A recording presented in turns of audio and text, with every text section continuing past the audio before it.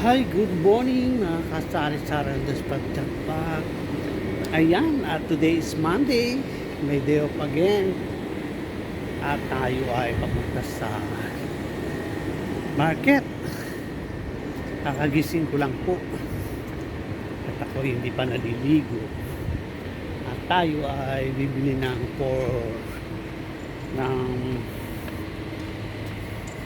ulam sa isang linggo na naman na pagtatrabaho. Lakad lang po ako. Kumusta po kayo dyan sa Pilipinas? Ayan, napapanood ko sa mga balita ang ating mga kababayan dyan. Mag-ingat po tayo. Malakas daw po yung bagyo na darating. Kahapon ay sari-sari mga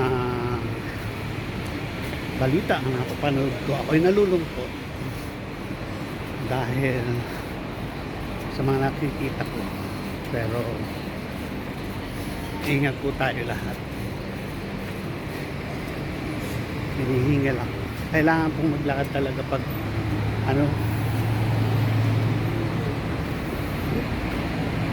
kailangan din natin maarawan minsan. Hindi pwede na lagi tayo nakakita ko ng nasa gasaang na pusa.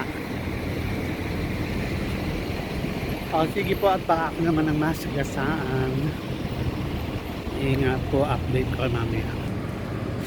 Ayan, at nandito na tayo sa market. Maraming isda, may ganda. Sariwa daw. Hindi pa marunong sila magtagalog.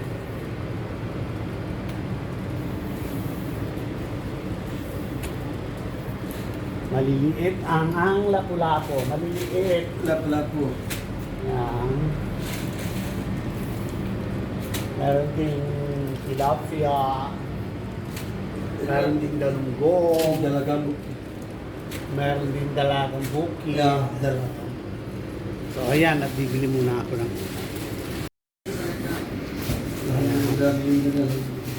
yan, yung mga isdang bato. Ito naman yung brown na lapu-lapu.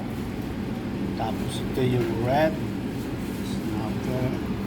Tapos ito yung maliliit na mga sariwa pa din siya. Okay, bibili lang po ako. See you after.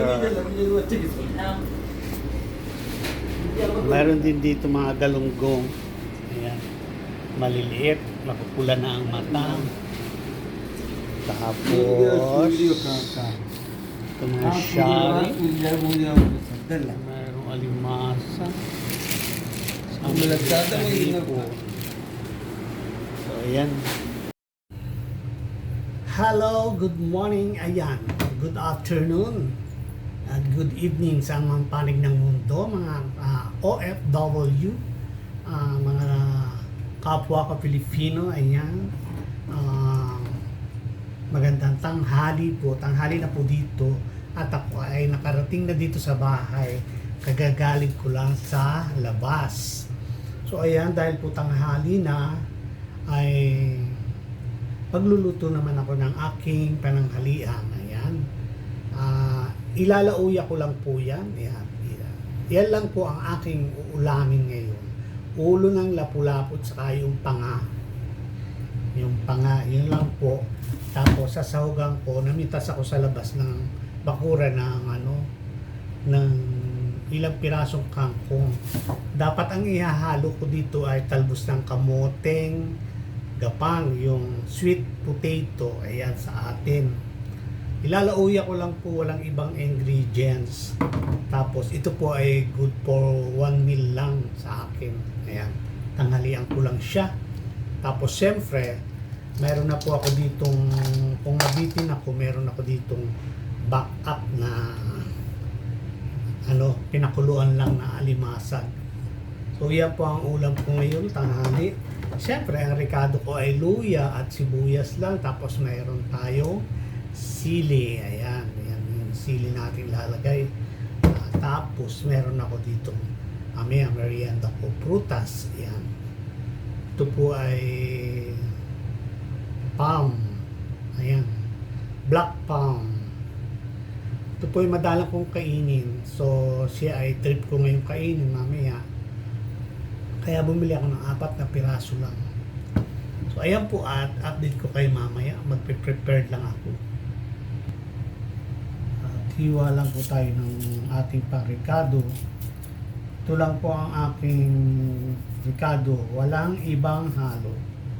Kailangan ko ng sabaw kasi alam mo naman yung mga malapit na mag-senior. Kailangan natin ng healthy food. Ayan. Tapos, ayan. Sibuyas lang at bawang.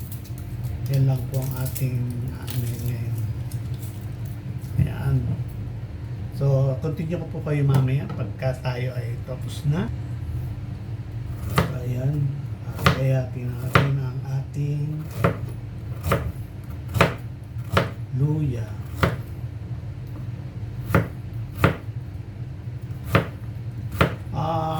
Get well soon sa aking pamangkin na aksidente sa motor. Ayan. Napakalaki po ng mahirap po mga ospital, mahirap magkasakit. Ayan, napakamahal po ng pagpapa-ospital ngayon. Pwede ka nang magpagawa ng simpleng bahay. Diyos ko, grabe. 3 araw pa lang, maaabot na ng... So, ayan po ang aking ricado. Tapos ay aking pipigaan lang ng kalamansi, ng lemon. Ayan, paalala nga pala sa mga nagmo-motor. Ayan, ingat po tayo. At ang akin pong pangkin ay na-accident sa motor. Diyos ko, magto 2 weeks na. Ngayon po ay na-operahan sa ulo, sa brain. Kasi nagkaroon ng blood clot.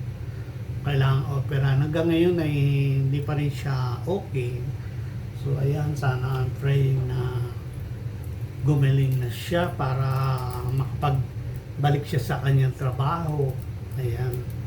So, ang higit na nakakaawa din yung asawa niya, yung atik ko, yung kanyang mga magulang. Sandali lang po, ilalagay ko itong ating ricado, nakulunan na yung tubig.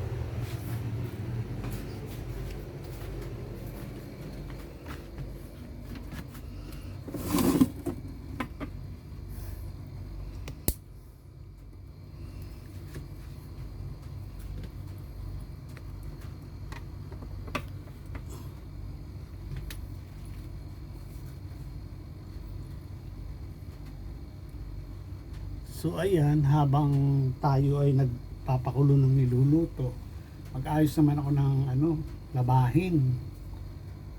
Kasi po, kailangan madukot ko yung mga bulsa. Baka minsan may mga tissue, minsan may coins, ay masisira ang washing machine. Wala tayong pambili kaagad-agad. Bumili man ang ating mga kasamahan. Pag wala tayong pang-share ay nakakahiya. So, kailangan din nating pangalagaan ang ating gamit, panlaba. Ayan. So, ayan, linis-linis lang po.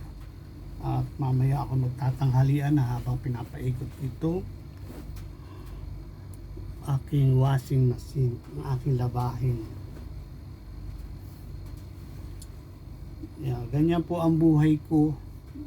Magtatrabaho, maghapon, 11 to 11, tapos uwi lang ng bahay, nood ng kaunti sa YouTube, mamaya tutulog na, bukas gigising uli,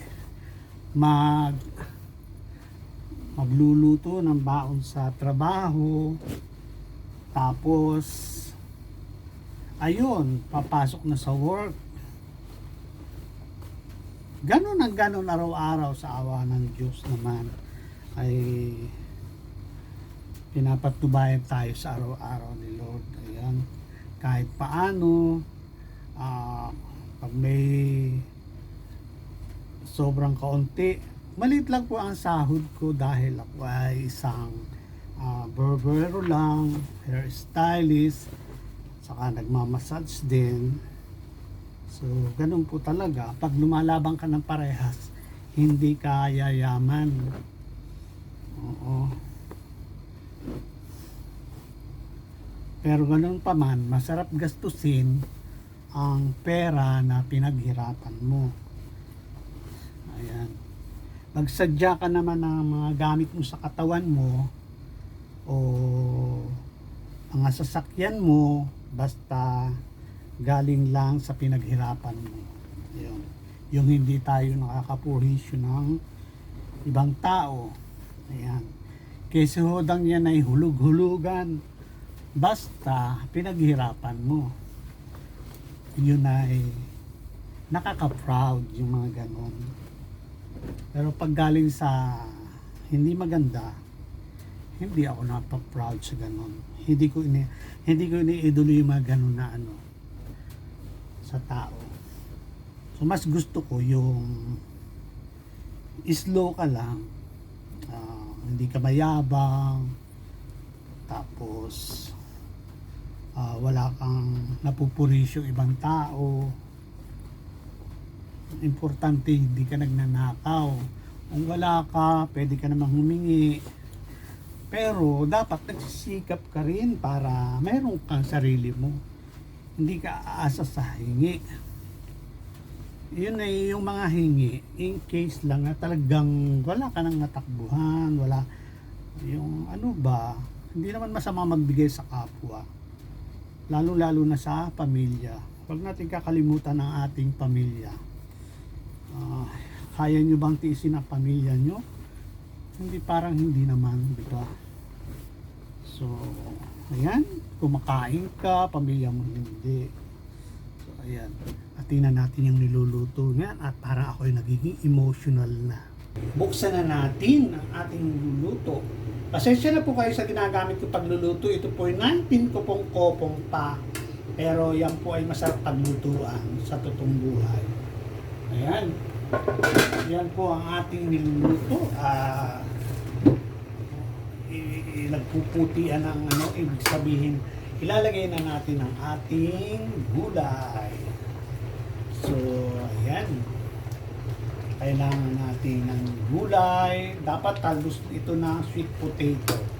Tapos, pipigaan ko lang siya ng lemon. Wala kasing kalamansi dito sa amin. Ayan. Madalang. Pag galing lang ng Pilipinas, mag-order ako ng ipadala naman ng kalamansi. Ayan, may kalamansi. Pero pag wala pong galing Pilipinas, ay tignan ko yung alat.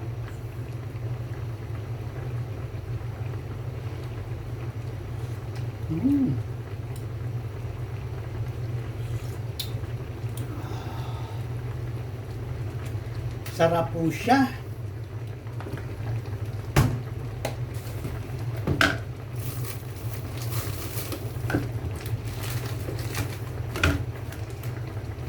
Lagyan natin ng kaunting Betchen. Ayan. Okay na po siya. Patayin ko na. Pag po puti na yung mga ano, luto na po yan. So papatay na natin ang apoy at masama ang malabo. Ayan. Pwede na po tayong kumain. Tatakpan ko lang siya para mainin ng konti. So ayan mga kasari-sari dispatch-pat. Ayan ang ating sinigang na lauya. Lauya po yan. Hindi po ba, hindi masyadong labog. Tapos lalagyan lang natin ng kalamansi. Ayan.